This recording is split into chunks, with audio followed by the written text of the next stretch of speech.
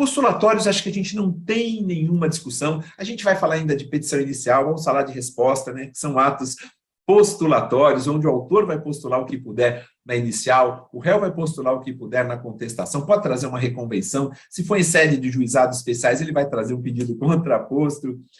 Pensemos na natureza dúplice das possessórias também, né, se for um réu numa possessória, ou seja, a gente ainda vai trabalhar tudo isso, mas a ideia básica é atos postulatórios, pedidos, requerimentos, postulações feitas pelas partes.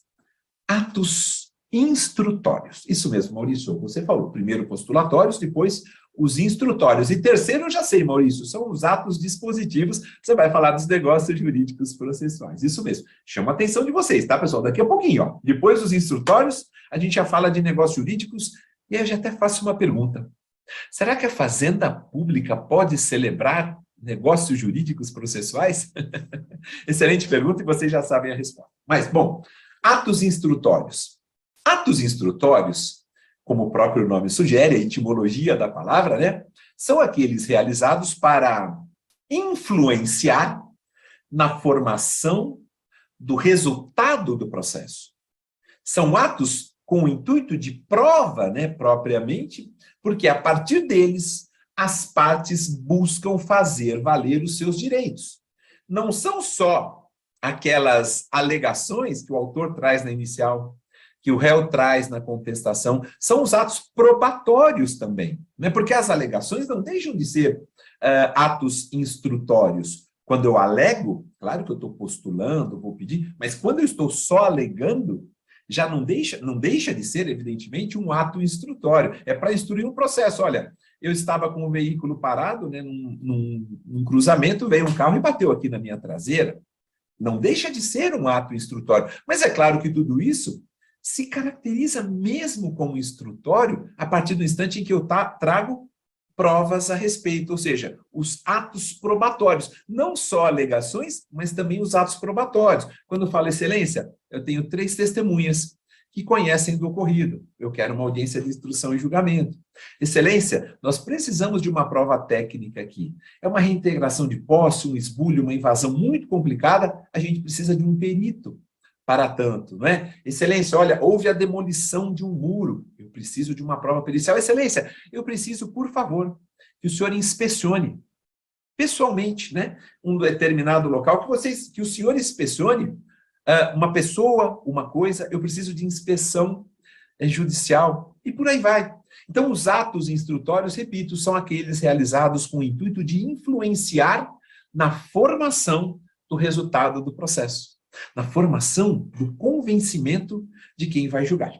Perfeito? Também tranquilo, né, pessoal? Postulatórios, repito, que são aqueles atos praticados, né, e caracterizados, melhor dizendo, através dos pedidos, através dos requerimentos, através das postulações, e além disso a gente tem os atos instrutórios que se materializam não só em alegações, como também em atos probatórios.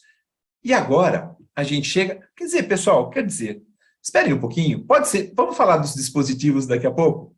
Vamos falar dos negócios jurídicos processuais daqui a pouco, que a gente vai, né, demorar um pouquinho. Vamos falar dos atos reais rapidamente agora, porque os atos reais também são bem tranquilos, tá, pessoal? Vou só inverter. Então ficam os atos, primeiro, postulatórios, instrutórios, agora os reais, e depois os dispositivos. Eu acho que fica até melhor para a gente organizar as ideias, tá bom? Porque eu vou demorar um pouquinho com negócios jurídicos processuais, mas é para o nosso bem, né? Tema, digamos assim, que está na moda, literalmente, né? Bom, vamos lá, pessoal. Atos reais. O próprio nome também já sugere, né? Atos reais são aqueles praticados utilizando-se, para tanto, mecanismos de manifestação de vontade que não seja o próprio uso da palavra.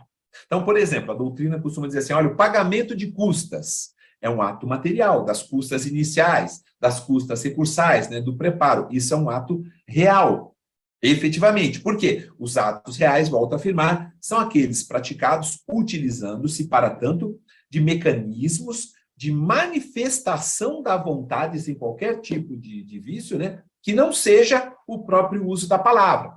Pagamento de custas é um deles, o comparecimento pessoal às audiências, exibição de documentos, né, que é também uma forma, efetivamente, de prova, né, daquilo que você quer demonstrar, seja quando a exibição de documentos se refira à parte adversa, seja quando a exibição de documentos se refira a um terceiro, né? Nós podemos ter exibição de documento ou coisa em poder da parte adversa ou em poder de terceiro. O 400 parágrafo único assim estabelece, aplicando até a possibilidade de multa, né? implicando na aplicação até mesmo de multa, né? E também quando nós tivermos documento ou coisa em poder de terceiro. O 403, parágrafo único, também fala da possibilidade de aplicação de multa. Ou seja, amigos, quando eu tratar de atos reais, eu estou falando daqueles praticados notadamente, né, quando a gente utiliza de mecanismos de manifestação de vontade que não seja o uso ou o próprio uso da palavra.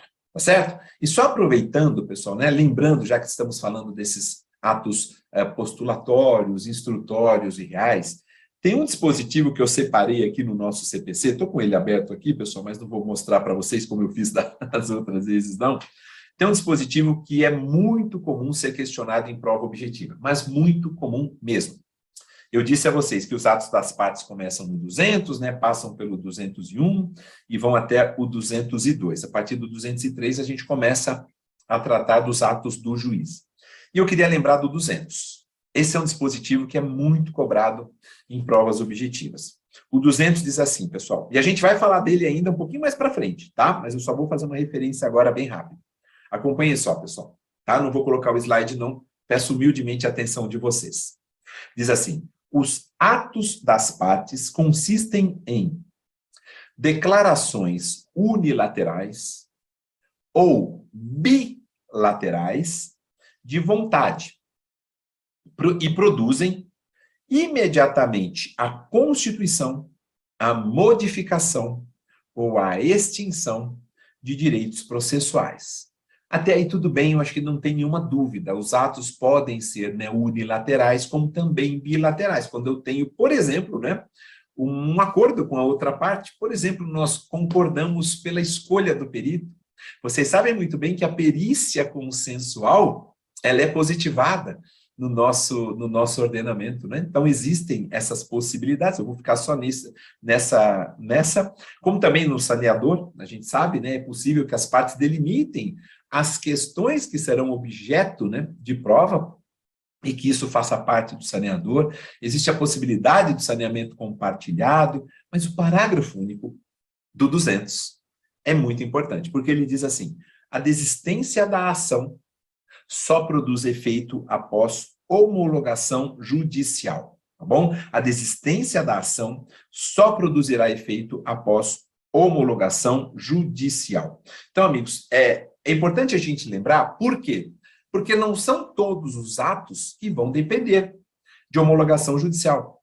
Já dando um spoilerzinho, vocês sabem que a doutrina afirma tranquilamente que é possível que a Fazenda Pública celebre negócios jurídicos processuais. Nem todos precisarão de homologação, tá bom? A doutrina é tranquila, a doutrina do professor Leonardo José Carneiro da Cunha, inclusive na sua obra A Fazenda Pública em Juízo, é um dos exemplos. Muito cuidado, tá, pessoal? Quando se falar em desistência da ação, ela só produz efeito após homologação judicial, tá bom? Pensando no procedimento comum, pensando na justiça comum, esse tem que ser o nosso foco. E além disso, pessoal, tem o 201, tem o 202, né?